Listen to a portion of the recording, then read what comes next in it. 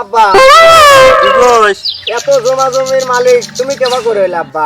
কইস না গাদা, এই জমি জমা এই 600 বিঘা সম্পত্তি আমার বাপের আছিল। আমার বাপ মরে যাওয়ার পরে এখন আমার হইছে।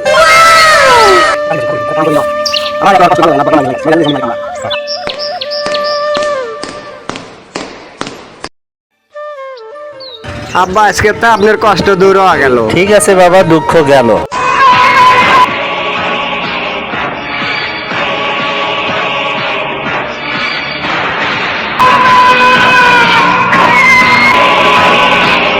হ্যালো এ বন্ধু, কাম হয়ে গেছে। আমার দুইটার লেগে দুটো পালসার গাড়ি, দুটো আইফোন, আর দেখ তো কোনো ভালো মন্দ কিছু মিশে আছে নাকি? হয়ে গেছে কাম।